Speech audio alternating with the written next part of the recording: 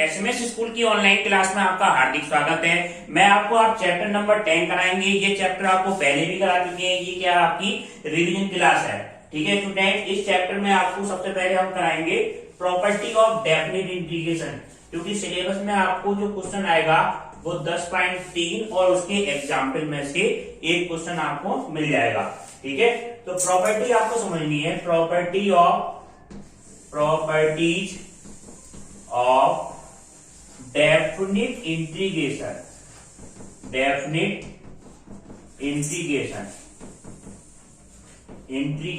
ठीक है, property of definite integration. तो ये प्रॉपर्टी क्या होती है? जब सबसे पहले आप प्रॉपर्टी समझिए। पहली प्रॉपर्टी क्या होती है? पहली प्रॉपर्टी होगी ए से लेके बी तक fx और dx का जो मान होगा स्टूडेंट वो a से लेके b तक ft और dt के बराबर होगा। ठीक है, throughout variable change in limit is unchange. अगर वेरिएबल को चेंज नहीं करें, लिमिट को चेंज नहीं करें स्टूडेंट, तो इसके वेरिएबल को हम चेंज कर सकते हैं। x dx की जगह पे क्या कर सकते हैं? t और dt कर सकते हैं। ठीक है, x dx की जगह t dt। जिसके एग्जाम्पल के लिए बताएं, अगर हम वैल्यू निकालें 1 से लेके 2 तक x dx की मान निकालें, चाहे 1 से लेके 2 तक t और dt का मान निकालें, इन दोनों की वैल्यू क्या आएगी? सेम आएंगी स्टूडेंट। जैसे हम वैल्यू निकाल के देखें तो ये आपका क्या आएगा? x स्क्वायर अपॉन 2 1 से लेके 2 तक, और ये वैल्यू कितनी आएगी स्टूडेंट? t स्क्वायर अपॉन 2 1 से लेके 2 तक, तो 2 2 जा 4 upon 2 minus 1 upon 2, upper limit minus lower limit, ये अपर लिमिट कहलाती है, और माइनस लोअर लिमिट। ऐसी ये वैल्यू आएगी upper limit 4 upon 2 minus 1 upon 2।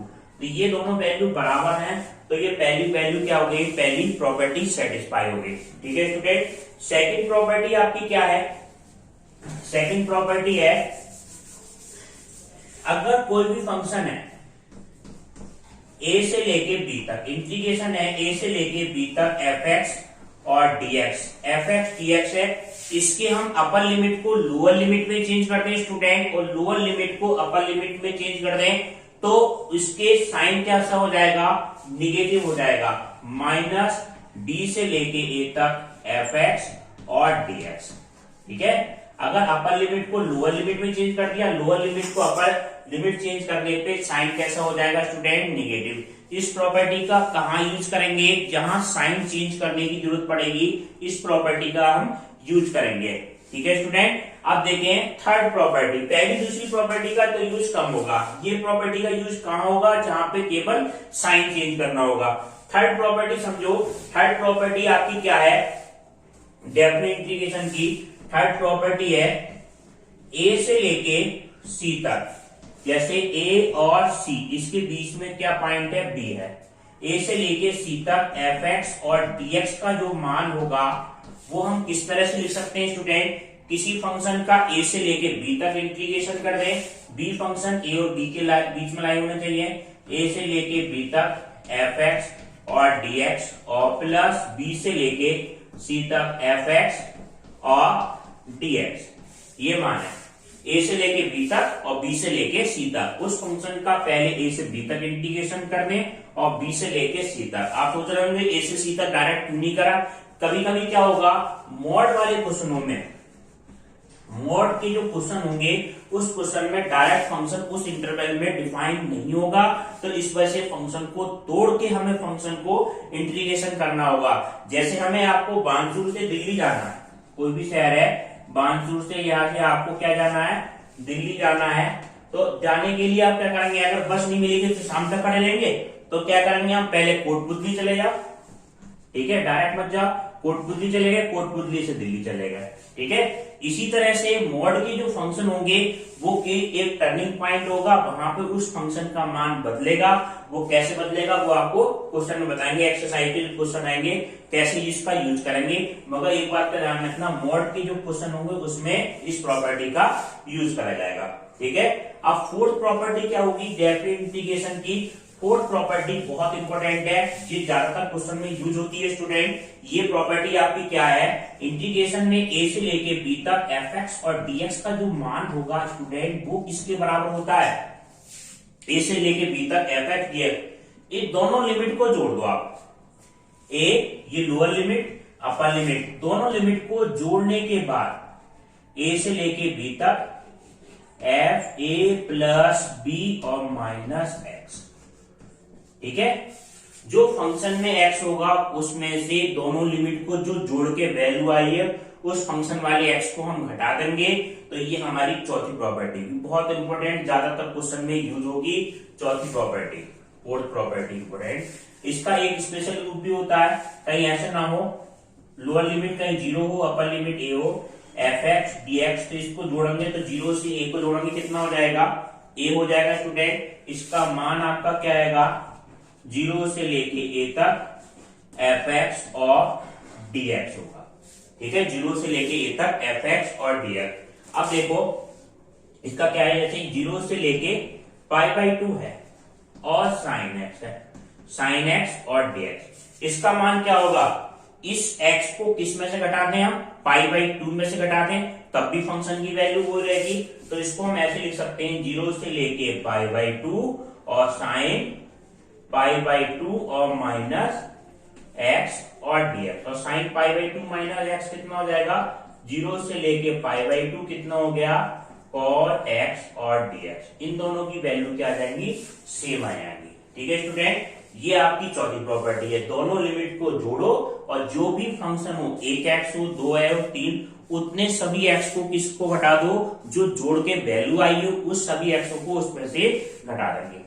पांचवी प्रॉपर्टी क्या है आपकी स्टूडेंट, पांचवी प्रॉपर्टी समझो, अगर किसी फंक्शन में जो लिमिट नीचे है, बहुत से क्वेश्चन ऐसे आएंगे, जो लिमिट नीचे है वही लिमिट क्या हो, ऊपर हो, माइनस ए से लेके प्लस ए तक एफ एक्स और डी एक्स, माइनस ए से प्लस ए तक एफ एक्स और डी एक्स। इसका मान आपका क्या आएगा, दो मान होते हैं इसका स्टूडेंट, एक तो क्या होगा 2, जीरो से लेके ए तक एफ एक्स और dx के बराबर, 2 जीरो से लेके ए तक एफ एक्स और dx के बराबर। ये कब होगा मान स्टूडेंट, इफ एफ एक्स कैसा हो, समफलन, इवन फंक्शन हो, समफलन इवन फंक्शन होगा तो ये मान हो जाएगा स्टूडेंट। अगर ये मान क्या होगा, जीरो होगा, यदि एफ एक्स कैसा हो, एफ एक्स हमारा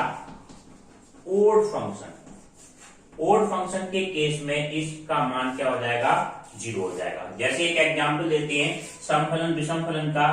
एफ समफलन के लिए क्या करना है आपको, समफलन जैसे एफ एक्स बराबर कितना है आपका, एक्स स्क्वायर है, एफ एक्स बराबर एक्स स्क्वायर है। अगर हम वैल्यू रखें एफ माइनस एक्स की बात करें, एफ माइनस एक्स बराबर कितना हो जाएगा, माइनस एक्स का होल स्क्वायर, माइनस एक्स का होल स्क्वायर आ गया, माइनस एक्स का स्क्वायर कितना हो जाएगा स्टूडेंट, प्लस का एक्स स्क्वायर, और जो कि किसके बराबर होगा, एफ एक्स के बराबर हुआ। ठीक है, तो ये कंडीशन होती है अगर एफ माइनस एक्स की वैल्यू, एफ माइनस एक्स की वैल्यू प्लस के एफ एक्स के बराबर आ जाए, यानी फंक्शन में एक्स की जगह माइनस एक्स रखने पे फंक्शन पे कोई फर्क नहीं पड़े, तो वो फंक्शन हमारा क्या कहलाता है स्टूडेंट, समफलन कहलाता है। समफलन के केस में क्या हो जाएगा, इंटीग्रेशन तो दुगना हो जाएगा, लोअर लिमिट जीरो हो जाएगी, अपर लिमिट कितनी हो जाएगी, ए हो जाएगी, f x d x, f x sum. अब ये क्या होगा, विषम फलन के केस में इस इंटीग्रेशन का डायरेक्ट मान क्या होगा, जीरो होगा। विषम फलन क्या होता है, इसको समझिए एक बार ध्यान से। जैसे इसकी कंडीशन होती है विषम फलन, ओड फलन, सम विषम फलन, odd function f minus x बराबर क्या आ जाए, माइनस के एफ एक्स आ जाए, तो ऐसा फंक्शन हमारा क्या कहलाएगा, ओड फंक्शन कहलाएगा, ओड फलन कहलाएगा, विषम फलन। जैसे एग्जांपल की बात करें, एफ एक्स बराबर कहीं पे क्या आ जाए, एक्स क्यूब आए। ठीक है, तो इसमें एक्स की जगह माइनस एक्स रख रहे हैं, तो एफ माइनस एक्स का मान कितना होगा स्टूडेंट, माइनस एक्स का क्यूब माइनस एक्स क्यूब बराबर minus F x, minus F x. ठीक है, एफ माइनस एक्स का मान कितना हो जाएगा, माइनस एफ एक्स हो गया। तो ये कैसा फलन हो गया स्टूडेंट, विषम फलन हो गया। एक्स की जगह माइनस एक्स रखने पे माइनस चिन्ह बाहर आ जाएगा, तो विषम फलन हो जाएगा। इसके केस में इंटीग्रेशन का डायरेक्ट मान क्या आ जाएगा, जीरो। जैसे कहीं पे इंटीग्रेशन करने को आ जाए माइनस पाई से लेके प्लस पाई तक और एक्स का क्यूब और dx, तो हम ये देख रहे हैं जो लिमिट नीचे है वो लिमिट ऊपर है और अंदर जो फंक्शन है वो कैसा फलन है स्टूडेंट, विषम फलन है, ओड फंक्शन है। तो इसके इंटीग्रेशन का डायरेक्ट मान क्या हो जाएगा, 0 हो जाएगा। इसको इंटीग्रेशन को सॉल्व करने की हमें जरूरत नहीं। ये तो छोटा क्वेश्चन है, कहीं बहुत बड़ा फंक्शन हो, बहुत बड़ा फंक्शन हो, उसका भी मान क्या हो जाएगा, डायरेक्ट 0 हो जाएगा। ठीक है स्टूडेंट, जैसे कोई फंक्शन आपको बताते हैं, जैसे एफ एक्स बराबर ये हो एक्स बटे 1 प्लस कितना है cos x, ऐसा फंक्शन है। तो इसमें एक्स की जगह माइनस एक्स रखने पे माइनस तो आ जाएगा। देखो एफ माइनस एक्स बराबर कितना हो गया, एक्स की जगह माइनस एक्स रख दें तो माइनस एक्स और 1 plus cos minus x. Cos में तो कोई फर्क नहीं होगा स्टूडेंट, माइनस एक्स बटे 1 प्लस कितना आ गया cos x बराबर माइनस का एफ एक्स आ गया, यानी कि जो बाहर माइनस था वो यहाँ पे वैल्यू आ जाए और इस फंक्शन का इंटीग्रेशन करने को आ जाए, ऐसी वैल्यू आ जाए माइनस पाई से लेके प्लस पाई तक एक्स बटे और 1 प्लस के cos x। इसका इंटीग्रेशन हमें सोल्व करना है, तो इसका इंटीग्रेशन आपको सोल्व नहीं करना पड़ेगा, प्रॉपर्टी देख लेंगे इसके अंदर का फंक्शन कैसा है, ओड फंक्शन है।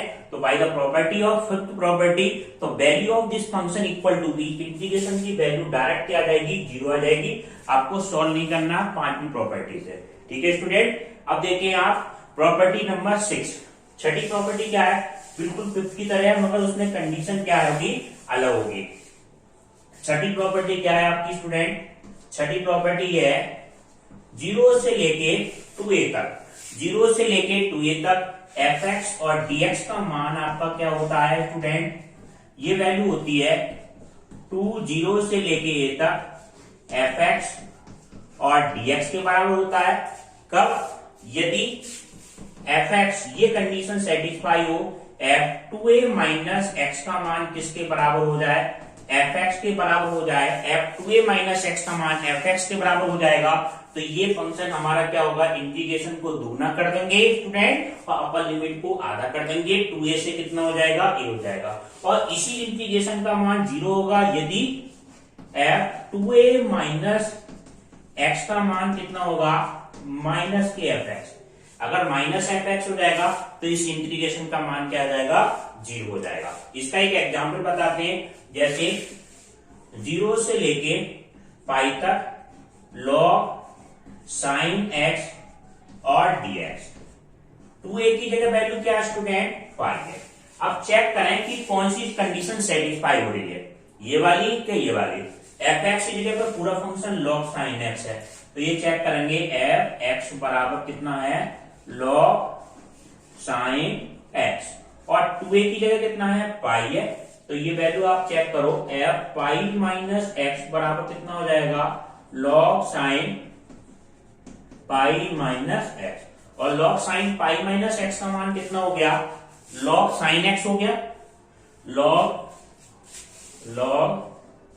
साइन एक्स, और log साइन एक्स की वैल्यू कितनी हो गई स्टूडेंट, एफ एक्स। तो कौन सी कंडीशन सेटिस्फाई हो रही है, पहली कंडीशन सेटिस्फाई हो रही है कि एफ 2a माइनस एक्स का मान एफ एक्स के बराबर है। तो इसका मतलब क्या हुआ, इसके इंटीग्रेशन का मान आपका क्या आ जाएगा, 0 से लेके पाई तक, 0 से लेके पाई तक, पाई बाई 2 तक, सॉरी, यानी कि इंटीग्रेशन को दुगना कर दिया, अपर लिमिट को क्या कर दिया, आधा। जैसे 2a से a हो गया था तो पाई से कितना हो गया, पाई बाई 2 हो गया, और एफ एक्स की जगह कितना है, log साइन एक्स और dx, ये मान है आपका, ये मान आ जाएगा। ये कौन सी प्रॉपर्टी है, 5वीं प्रॉपर्टी, छठी प्रॉपर्टी।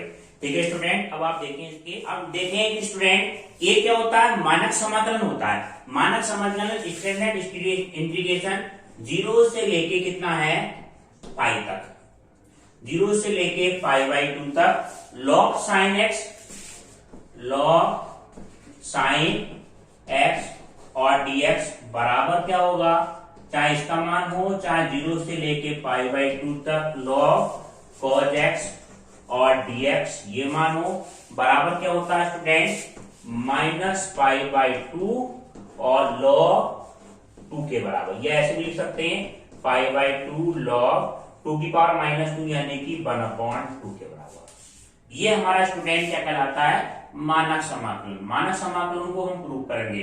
अगर आप उसको इसकी एक्सरसाइज की भी करनी है प्रैक्टिस, तो आप मेरे चैनल की उसमें पढ़िए, यूट्यूब में उसको भी देख सकते हैं। ठीक है स्टूडेंट, ये सारी वीडियो पड़ी हुई है। ये बाद की वीडियो 10.3 ये देख लेना, पार्ट नंबर 9 के आगे में देख लेना, 9, 10, 11, 12, 13 वो सारे आपको एक्सरसाइज मिल जाएंगी।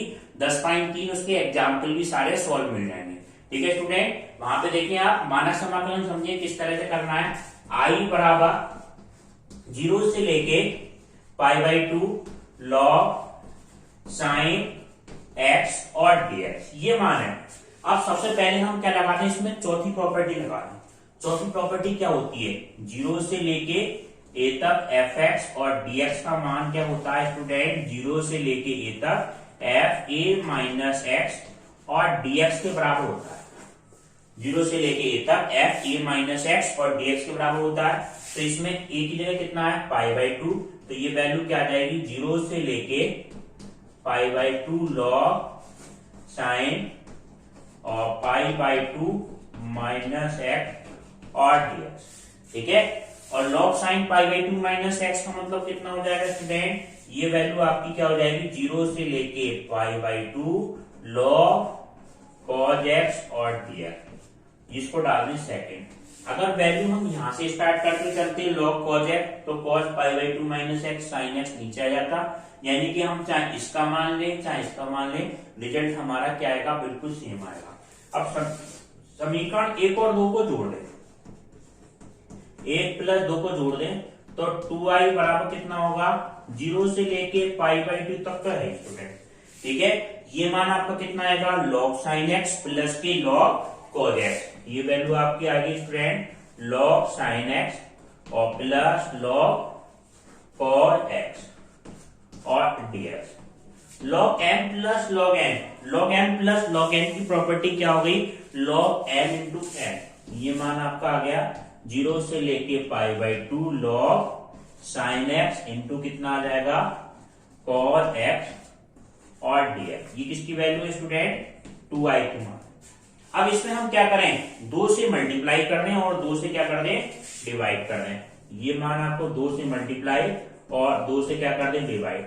ऊपर वाली वैल्यू क्या बनेगी ये, ठीक है स्टूडेंट, ये ऊपर वाली वैल्यू क्या होगी, इसको ध्यान से समझें। ये मान आपका क्या आ जाएगा, sin 2x हो जाएगा। तो ये 2i बराबर आपका क्या मान आ गया, 0 से लेके π/2 log sin 2x अपॉन 2 और dx। log m upon n की प्रॉपर्टी लगा दो। log m अपॉन n की प्रॉपर्टी क्या हो जाएगी, 0 से लेके π/2 log sin 2x dx minus 0 से लेके π/2 log 2 और dx। ये मान, अब देखो 2x को क्या मान लें आप, t के बराबर। 2x है, उसको क्या माने आप, t के बराबर। तो 2 dx का मान कितना हो गया, dt dx बराबर कितना हो जाएगा, dt upon 2। Upper limit lower limit अगर हम चेंज करेंगे, अपर लिमिट जब भी किसी फंक्शन को मानते हैं तो उसकी अपर लोअर लिमिट चेंज करते हैं। तो अपर लिमिट क्या हो जाएगी, x का मान हम क्या रखें, π/2, तो 2 से 2 कट के कितना हो जाएगा पाई, और 2 इंटू 0 बराबर कितना हो जाएगा 0। तो इस फंक्शन की इसकी लिमिट क्या आ जाएगी, नई लिमिट 2i बराबर चले आइए 0 से लेके पाई तक, और log साइन, ये मान आपका कितना है स्टूडेंट, log साइन 2x की जगह पे t और dx का मान कितना हो जाएगा, dt upon 2 minus log 2। dx का इंटीग्रेशन कितना आ जाएगा स्टूडेंट, dx का इंटीग्रेशन आपका क्या हो जाएगा, x हो जाएगा 0 से लेके π/2। ठीक है, 1/2 को क्या कर लें, बाहर कर लें, 1/2 बाहर, 0 से लेके पाई तक log साइन t। अब देखो एक बात का ध्यान दो, थ्रो आउट वेरिएबली चेंज, पहली प्रॉपर्टी क्या बताई थी, अगर लिमिट को चेंज नहीं करें तो इसके वेरिएबल को चेंज कर सकते हैं स्टूडेंट। ये t dt की जगह क्या कर सकते हैं आप, x और dx, और वैल्यू क्या हो जाएगी, ये log 2, इसमें मान आपका क्या जाएगा π/2 और -0, ये मान है। ठीक है स्टूडेंट, अब देखो 0 से पाई log sin x dx ये मान आ गया, ये वैल्यू क्या हो जाएगी, इसमें लगा दें आप छठी प्रॉपर्टी। छठी प्रॉपर्टी क्या होती है, 0 से लेके 2a, अभी इसको यही एग्जांपल कराया था हमने, 0 से लेके 2a fx dx का मान क्या होगा स्टूडेंट, 0 से लेके a fx dx, यानी कि अपर जो लिमिट है उसको आधा कर देंगे, इंटीग्रेशन को क्या कर देंगे, डबल कर देंगे। तो इसमें हम वो प्रॉपर्टी लगा दें, छठी प्रॉपर्टी, 1/2 और 0 से लेके कितना हो जाएगा π/2 log sin x और dx, ये क्या मान है -π/2 log 2 से 2 कट जाएगा, 0 से लेके π/2 और dx, ये इधर मान किसका चल रहा है 2i का। ये वैल्यू क्या है स्टूडेंट, ये ध्यान से समझे, ये शुरू में मानी थी हमने i के बराबर तो मानी थी, 0 से π/2 log sin x dx, 0 से लेके π/2 log sin x dx, तो ये वैल्यू किसके बराबर मानी थी हमने स्टूडेंट, i के बराबर मानी थी। तो 2i बराबर कितना हो जाएगा स्टूडेंट, 0 से लेके कितना हो जाएगा, ये वैल्यू कितनी हो जाएगी डायरेक्ट i और -π/2 और log 2, 2i में से i घटा दें कितना हो जाएगा स्टूडेंट, i बराबर -π/2 और log 2, ये मान आ गया आपका। ठीक है, और यही हमारा क्या है रिजल्ट है।